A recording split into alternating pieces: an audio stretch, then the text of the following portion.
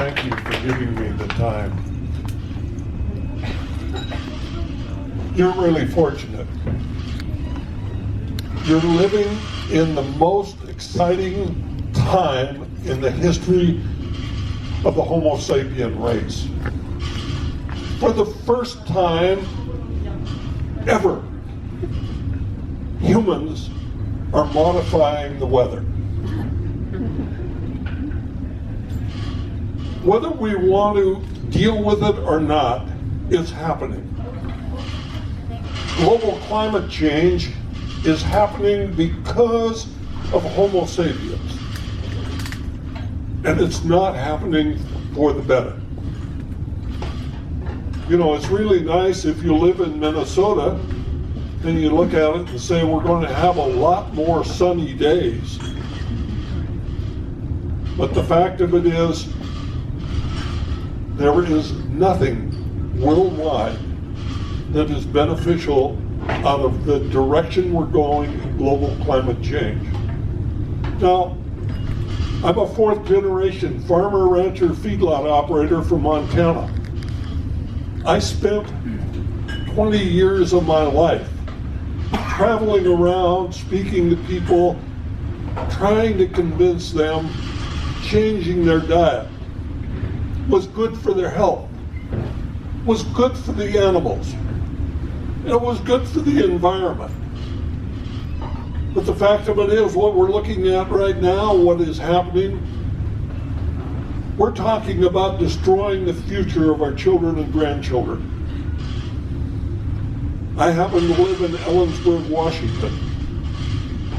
I traveled 100,000 miles a year for about 18 years. You can't hardly mention a city in North America that I haven't been to. And my wife and I, when we decided to retire living in Northern Virginia, we were looking for a place to go, a place to live. And I'd been to a lot of places, but they were just not the right place. I was invited to go and speak at Central Washington University in Ellensburg, Washington, and I went there. And remember, we were living in Northern Virginia. I walked into the hardware store, and a person came up to me and said, "Can I help you?"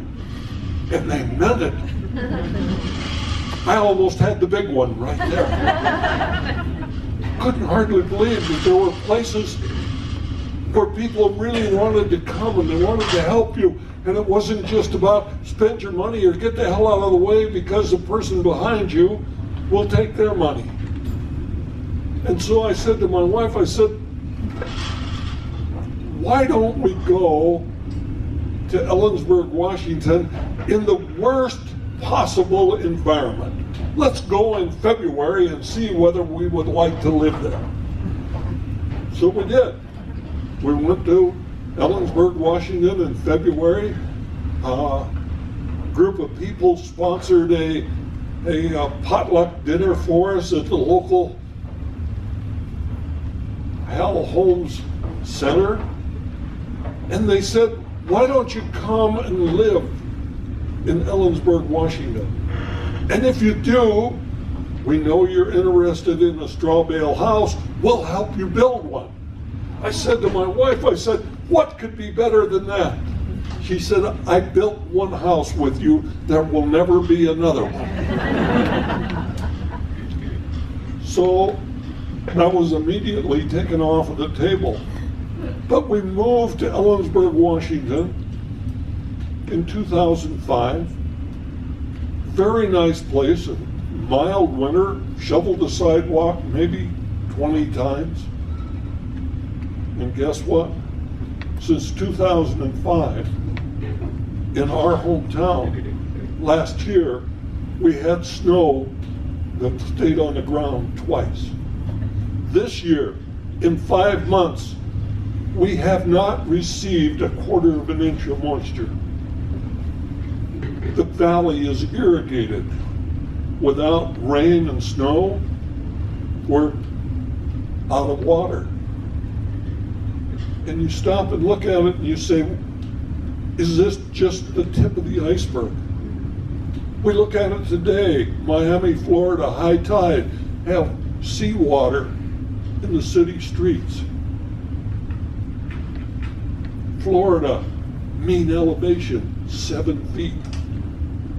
The last time that the carbon dioxide was at the level it is today in the environment, the ocean levels were 40 feet higher than what they are today.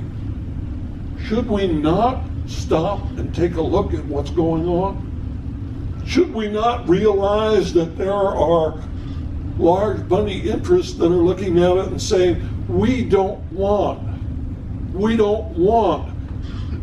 to lose the business that we have today, worrying about what's going to happen tomorrow. But I'm saying to you, let's look at the information that's out there. Studies done worldwide indicate that 30% of all global greenhouse gases were coming from livestock. Wow, if there was ever an issue to say to a person you ought to change what you're eating, that ought to do it. And they said, well, no, there's got to be something wrong with that data. That can't be true. So they went and they redid the studies. And they said, you're right, the data was wrong. It was really 51% of all global greenhouse gases are coming from livestock. I talked to people for years about changing their diet because of their health, because of the animals. Why should we not be looking at it that we're destroying the future of our children and grandchildren by eating animal products? Well, I can tell you somewhat about what it's like to stand up and speak against the big money interests. I was on the Oprah Winfrey show. All I did is I tell people the truth. The truth of the fact was that we were grinding up cows and feeding them back to other cows.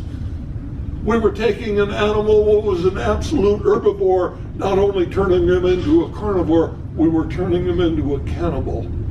I wasn't worried about that. I knew about the food disparagement laws that were out there. I called a lawyer beforehand and said, I'm going to go on the show. I want to make sure that I don't get sued. What do I have to be concerned about on the food disparagement law? She said, well, it's simple. Tell the truth. If you tell the truth, you cannot be violating the food disparagement law. I planned on telling the truth. There was no doubt about it. I went there. I told Oprah, hey, we're grinding up cows. We're feeding them back to cows. And then Oprah, damn her, she stands up and says, that stops me cold. I will never again eat a burger. As soon as we stopped taping the show, I went up to her and I said, hey, Oprah, give me 5 minutes. I'll get you off a chicken. She says, only one animal a day. Well, we got sued for $180 million. My wife said to me, she says, if I understand this correctly, are we not putting everything we have at risk? And I said, well, yeah, that's true, but we don't have much. Let Oprah worry about it. She's got $180 million. Well, we went to Texas. Texas is not the end of the world, but it is clearly visible from there. We were there 6 weeks in Amarillo, Texas. The jury, we were worried about, how do we deal with this jury? We have people that are absolutely ingrained in the livestock industry. How do we deal with that? Some people said, well, what we do is we bring in these experts and we talk about the truth of what you said. And Dr. Phil, who was our advisor, said, well, wait a minute. You do that, the other side's going to bring in somebody from Texas A&M and they're going to say, no, that's not true. That jury won't know who to believe. He says, what we need to do, we need to defend the case with something that puts the jury's own interest to risk. He says, let's go ahead. Oh, very good afternoon, everyone. Good afternoon, how are you? Just to share with you a few big activities. But Dr. Phil said, let's put the jury's interest at risk. Let's talk about losing the right of free speech. And that's how we defended the case. Every member of that jury understood that if they convicted us, took away our right of free speech, they lost theirs. They found Oprah, Harpo Production, and myself not liable. The cattlemen didn't give up, they sued again. We beat them again. They didn't give up, they sued again. We beat them again. They wouldn't give up, they sued again. We beat them again 4 times. But the fact of it is, it was not that we beat the cattlemen. It was that we, the people of the United States, end up with the right to protect your own interest. And your own interest right now is we need to get the global greenhouse gases out of the environment. And how do we do that? We do it by telling people, showing people, feeding people the fact that you can end up having as good or better food by not eating animal products. Can we do that? Absolutely. We ended up talking about cheeses that are out there. Do you realize back when I became a vegan 25 years ago, I would get on an airplane, you could order a vegan meal? You never got it. But I would push the call button and I would say to the stewardess, where's my vegan meal? She would jump back. She thought I had a communicable disease. But today, you can go to any truck stop in America and the wait person there will know what a vegan meal is. They will swear up and down that they don't have anything that you can eat. But if you start talking about the pieces that they use to make all of the meals that they have, you can eat a wonderful vegan meal at any truck stop. We've come a long way. I truly believe in my lifetime, the majority of Americans will be plant eaters. But the question also is it not too late? Are we not too far? It is better to do something than to do nothing. And so I want you to leave here, and I want you ingrained in your spirit, and basically I don't want you to go out on the street and hold up a sign and say, hey, you crud, eat plants. Remember, every time you point at somebody, you have one finger pointed at them and 3 back at you. 80% of the American population is brain dead. You can talk to them until they quit watching Fox News. I don't care, they're not going to listen. But remember, there's only 20% of the population that are thinking. And so our job is to sort it out. Forget about the 80%. Forget about Joe Sixpack. They're not the people we want to talk to. We want to talk to the people that are thinking. And the first thing you do is you don't want to say to them, boy, you ought to eat what I eat. Their eyes roll up, their ears slam shut. They won't listen to you. What you basically want to do is look at somebody and say, can you believe what a damn fool I used to be? Man, they believe that. No doubt about it. Yeah, hey. They're listening. And then you tell them, you know, there was a time when I was out there and I was contributing to global greenhouse gases that are changing the global climate. Once you get them involved, once you get them to talking to you and basically say to them, you know, the food I eat today, I like better than I did when I was in the old days. You ought to come to my house. people will come for a free meal, especially to prove that you don't know what you're talking about. Nobody wants to join a team where people are shouting and cursing and talking everybody down. They want to join a team where people are laughing and happy and having a good time. And I'm telling you what, can you imagine any group that's better than the folks that are on this cruise right now?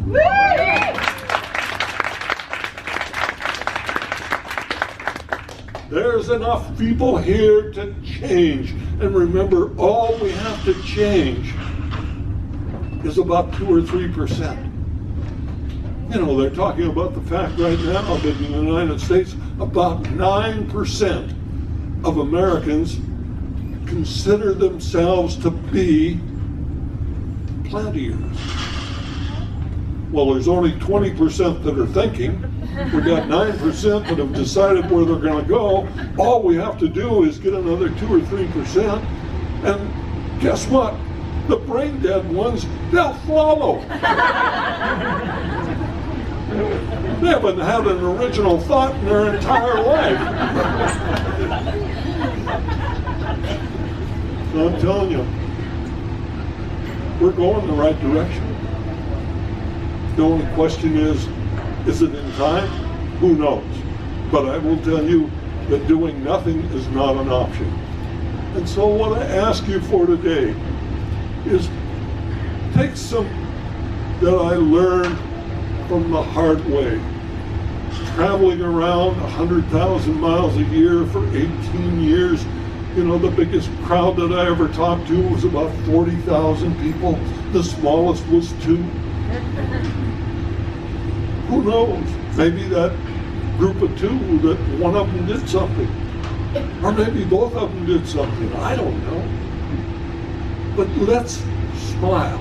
Let's laugh. Let's enjoy life. We have the best doggone food in the world. We have some of the best chefs that have ever existed on the face of the planet.